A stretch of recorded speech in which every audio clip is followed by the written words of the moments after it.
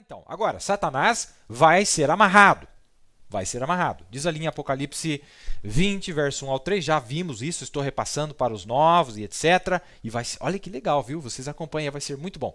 E vi descer do céu um anjo que tinha a chave do abismo e uma grande corrente na sua mão. Ele amarrou o dragão, a antiga serpente, que é o diabo e Satanás, e amarrou-o por 1000 anos, e lançou-o no abismo e ali o encerrou, e pôs selo sobre ele, para que mais não engane as nações até que os 1000 anos se acabem. As nações, ó, as nações de novo aí, ó, para que não engane as nações que vão estar no milênio até que os 1000 anos se acabe. Aí ele vai enganar as nações que estão no milênio.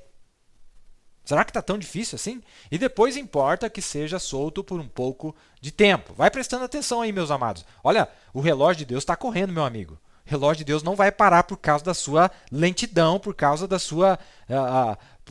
por você ser nécio, por você ser tardo. E sei lá qual que é a desculpa que você quer usar, não é? O relógio de Deus não vai parar. As nações estarão aqui sim. Pode ler ali. Ele vai amarrar. Agora, veja. O profeta disse na mensagem A Festa das Trombetas, e eu vou usar para vocês aqui, que durante esses 2000 anos o profeta disse que o Espírito Santo esteve amarrado.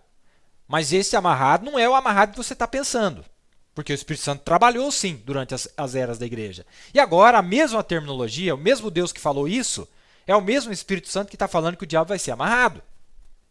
Você presta atenção nessa terminologia, nessa linguagem bíblica. Vamos dar uma olhada nisso. Agora, aí está você.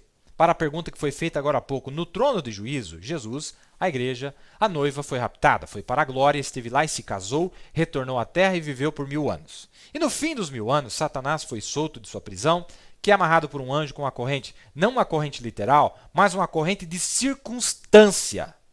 Todos os seus subordinados estavam no inferno, todos os que estavam ressuscitados na terra eram redimidos e Jesus com eles, ele não conseguia trabalhar em nada. Mas no final dos 1000 anos, na segunda ressurreição, aí ele continua explicando. Aí a pessoa pega essa citação, tá vendo aí, ele não consegue trabalhar em ninguém, no milênio só tem ressuscitado, e sai correndo acelerado, como se estivesse num carro de Fórmula 1.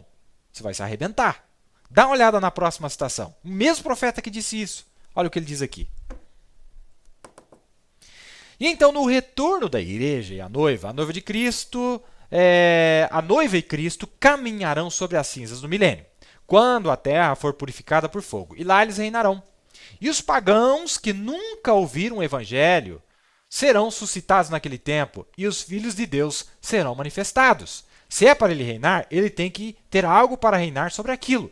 Ele tem um domínio. E eles governaram e reinaram com Cristo. E Cristo reinou com a vara de ferro as nações. Então o evangelho, então os filhos manifestados de Deus com autoridade assim como que ele tinha quando ele esteve aqui. Vejam, virá o milênio naquele reino, veja, sobre as cinzas. Olha, a mesma hora que ele falou que o diabo não vai ter ninguém para trabalhar, ele pega e fala aqui que os pagãos que não tiveram a chance de ouvir o evangelho desse lado, vão ter uma chance lá naquele período. Os que estão aqui, que não tiveram a chance de ouvir. Aí eu falei aqui sobre a semente de Ismael, etc e tal, o povo ficou tudo apavorado. Meu Deus do céu! E etc e tal. Mas não é só eles que não tiveram a chance de ouvir o evangelho. Tem muita gente na terra. Mensagem, Apocalipse capítulo 4, o profeta disse, nós não vamos dar conta de evangelizar a todos. Mas ele diz, mas Deus é justo e vai poupar eles por eles não terem ouvido o evangelho. É um grupo seleto que Deus vai deixar passar e lá eles ouvirão o evangelho. Aí o povo, meu Deus e tal, não, porque eles já ouviram o evangelho nos dias do profeta, 70, 80 anos atrás, aquela geração ouviu, lá atrás, aquela geração lá atrás ouviu, e não teve a oportunidade de ver uma palavra aberta, nunca teve a oportunidade de ver uma palavra aberta.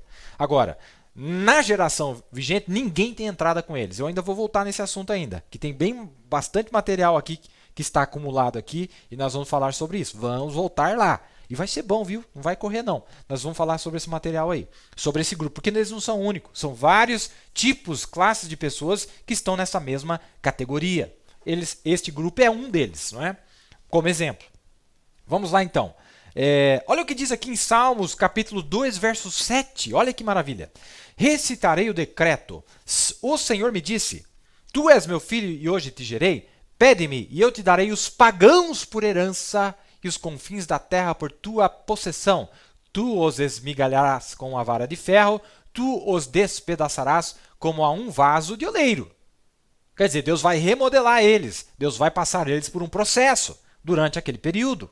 Mas é herança do Senhor. Aqui está falando de Jesus, obviamente, está falando do Filho de Deus. Quando ele viesse no seu trono de Davi, Deus daria os pagãos a ele como herança. Então, até os pagãos é parte de sua herança. Ele é o proprietário do livro e ele vem para reivindicar tudo que é seu, toda sua possessão, desde a noiva, que é a classe mais alta, até os pagãos, que é a classe mais baixa. Aí tem virginécia, aí tem judeu, aí tem um monte de classe ali no meio, não é? Tem a semente de Ismael, tem a semente de Isaac, tem um monte de classes aí dentro. E ele é o herdeiro de tudo.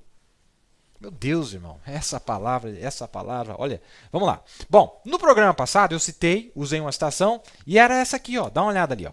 Vamos botar a escritura na tela, né? E folgarei em Jerusalém e exultarei, aqui está falando do milênio, Isaías 65, e exultarei no meu povo, e nunca mais se ouvirá nela voz de choro nem voz de lamento. Então, em Jerusalém não tem voz de choro nem voz de lamento.